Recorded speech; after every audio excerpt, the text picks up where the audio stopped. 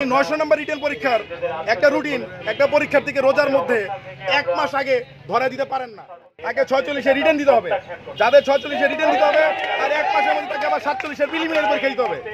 আমাদের কথা হলো যে আমরা পরীক্ষা দিতে চাই না এরকম না, আমরা চাই একটা ফ্লেক্সিবল সময়, যে যৌক্তিক সময়টাতে প্রার্থীরা একের পর এক বিসিএসে বসবে এবং অগ্রাধিকার ভিত্তিতে যেহেতু 44-এর পরীক্ষাটা প্রায় শেষের দিকে এবং 46-এর প্রায় 20-21 হাজার পরীক্ষার্থী রিটেনের জন্য অপেক্ষা করতেছে, যাদের অধিকাংশ আবার 44-এ ভাইবা পরীক্ষার্থী। আমরা চাই যে সবাই একটা ন্যায্যতার ভিত্তিতে এবং একটা লেভেল প্লেইং ফিল্ড অনুযায়ী পরীক্ষা দিতে বসুক। আপনারা জানেন এই কমিশন অলরেডি মেনে নিছে যে 46তম বিসিএস পরীক্ষায় প্রশ্ন ফাঁস হয়েছিল এবং তার ফলশ্রুতিতে তারা গত 27 নভেম্বর আরো 10,000 জনের এক্সট্রা লিস্ট প্রকাশ করে। তো এই যে বিসিএস যেটা বাতিল হওয়ার কথা ছিল 46, সেটা তো আমরা বাতিল মানি নাই বা বাতিল করতে বলেও নাই।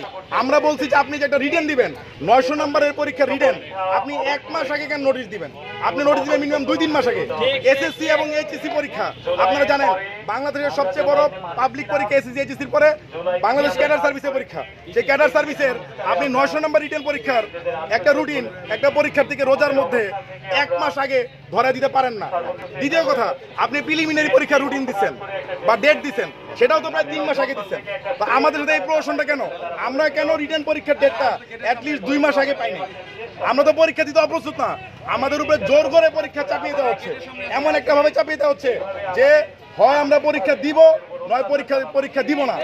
আমরা পরীক্ষা দিতে চাই, কিন্তু আমরা চাই আমাদেরকে একটা যৌক্তিক সময়ে পরীক্ষা নেই, একটা যৌক্তিক গ্যাপ দিয়ে পরীক্ষা নেই, যে আমরা যাতে এই পরীক্ষার নোটিশটা যদি আরো 2 মাস আগে পাইতাম, 2 মাস আগে পাইতাম।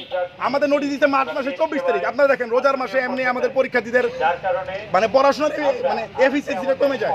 আর বিসিএস আমরা সবাই যে বয়সে দেই, সবাই কোনো না কোনো জব সেক্টরে আসি, আমাদের ফুল টাইম স্টুডেন্টদের মতো পড়াশোনা করার সময় থাকে না। আমাদের বড়দের 8 ঘন্টা দিনে পড়াশোনা করার সময় সর্বোচ্চ যদি আমরা ম্যাক্সিমাম আউটপুট দিতে পারি। তো সেক্ষেত্রে আমাদেরকে কেন 24 তারিখ হুট করে 46তম লিখিত পরীক্ষার রুটিনটা দেওয়া হলো, মানে ডেটটা দেওয়া হলো? এটা আরো 1 মাস আগে দিলে কি ক্ষতি ছিল? এখন মাঝখানে আপনারা যতটুকু সাহায্য করতে পারেন কথাটাকে মিডিয়েট করতে। ওই এলাকার ডিসি সবার সাথে কথা হচ্ছে, আমরা যাবো। আচ্ছা, অবশ্যই যাবেন, একটু সময় নেবেন।